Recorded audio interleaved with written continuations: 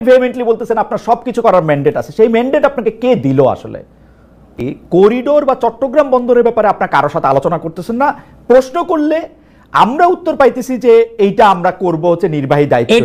আপনি যে বিষয়টাতে অনেক বেশি জনপ্রিয় হয়েছেন গত ৮-৯ দিনে, সেটা হচ্ছে যে সবকিছুতে ম্যান্ডেট আছে সেটা নিয়ে। কিন্তু আমার আন্ডারস্ট্যান্ডিং হচ্ছে যে আমি যাদের সাথে কথা বলেছি, আইন কানুন বা যারা একটু রাষ্ট্রের সংবিধান খোঁজখবর রাখে, তারা আমাকে বলেছেন যে গণ অভ্যুত্থানের মাধ্যমে যান, অথবা আপিল বিভাগের অ্যাডভাইজারি ওপিনিয়নের মাধ্যমে যান, অথবা আপনি নির্বাচিত হয়ে যান, প্রত্যেকটা ম্যান্ডেটের একটা সীমানা বা সীমাবদ্ধতা আছে। যে কোনো ম্যান্ডেট আপনাকে কোনো কিছুর জন্য সব কিছুর ম্যান্ডেট দেয় না। সবাই আপনার কথা একটু শুনতে চাই, কারণ হচ্ছে এরকম যে অনেকে বলতেছেন যে শেখ হাসিনা, ধরা যাক 2009 সালে তো উনি নির্বাচিত হয়ে এসেছিলেন, বা এর আগে বেগম খালেদা নির্বাচিত হয়েছিলেন, উনার কি সবকিছু করার ম্যান্ডেট ছিল? কিন্তু আপনি ভেহেমেন্টলি বলতেছেন আপনার সবকিছু করার ম্যান্ডেট আছে, সেই ম্যান্ডেট আপনাকে কে দিল আসলে?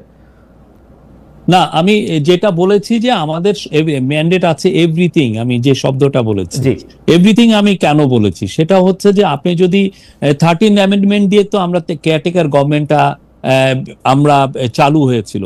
কেয়ারটেকার গভর্নমেন্টে কিন্তু স্পষ্ট বলা আছে যে আপনি 3টা মাস, যে গভর্নমেন্টটা আসবে এরা 3 মাস থাকবে এবং এদের পুরো কাজটাই ফোকাসড অন ইলেকশন। সে ইলেকটোরাল লিস্ট বলেন, ইলেকশনকে আয়োজন করার যে কাজগুলো বলেন, সবগুলোই করার ছিল এটার কাজ।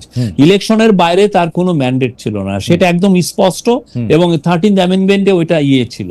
কিন্তু 13th অ্যামেন্ডমেন্ট তো ওরা এসে এটা বাদ দিয়ে দিল। দেওয়ার পরে যেটা হয়েছে যে যখন ইন্টারিম গভর্নমেন্ট হওয়ার পরে যেই পরবর্তীতে যখন সুপ্রিম কোর্টে যে রেফারেন্সটা গেল, ওইখানে দেখেন 106 আর্টিকেল 106 বলা আছে, ওইখানে বলা আছে যে আমরা যে কোনো গভর্নমেন্টের মতো আমরা এক্সিকিউটিভ পাওয়ারটা আমরা ইউজ করতে পারবো।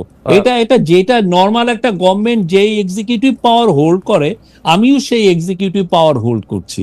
এটা আমি অ্যাটর্নি জেনারেলের সাথে এটা নিয়ে আমি কথা বলেছি, আরো 2-3 জন ইন্ডিপেন্ডেন্ট লয়ারের সাথে। আপনি যেমন কথা বলেছেন, আমিও কথা বলেছি।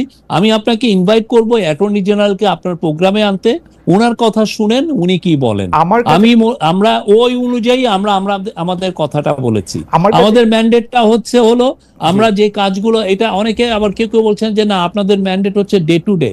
ওখানে কোথাও লেখা নাই যে ডে টু ডে, এটা এক্সিকিউটিভ নির্বাহী পাওয়ারের কথা বলা হয়েছে। কিন্তু আপনি আমাকে একটু বলবেন যে অন্য সরকারের মতোই ক্ষমতা আছে, এটা কি আমি 106-এ যেটার মধ্যে করে অ্যাপিলেট ডিভিশনে রায়টা দিল, আমি এটার মধ্যে নির্বাহী কাজ করতে পারবেন বলে আমি এটার মধ্যে এটা দেখতেছি। সেই নির্বাহী কাজের দুই রকম ব্যাখ্যা আছে। একটা ব্যাখ্যা হলো আপনার যে কাজগুলি করতে হবে, না করলে দেশ থেমে যাবে, সেই কাজগুলি আপনি করবেন। আরেকটা ব্যাখ্যা হলো যে আপনার জরুরি প্রয়োজনে যদি আপনার কোনো কিছু করতে হয় তাহলে আপনি এটা করতে পারবেন। আপনাকে এই ক্ষমতা দেয়া আছে যে আপনি এখন পলিসি বানাইতে পারবেন, কিন্তু সেটা অ্যাবসলিউটলি যখন আপনার প্রয়োজন হবে তখন। আপনার রিডিং, আর আপনি নিজেও লয়ার স্টুডেন্ট। না, আমি জার্নালিজমের স্টুডেন্ট ভাই, আমি জার্নালিজমের স্টুডেন্ট ভাই। যাক, বাট আমি যেটা জানি, আমাদের রিডিং হচ্ছে নির্বাহী মানে হচ্ছে আপনি আমার একটা গভর্নমেন্টের যে কাজগুলো করে সেই পুরো কাজগুলো এটার মধ্যে পড়ে।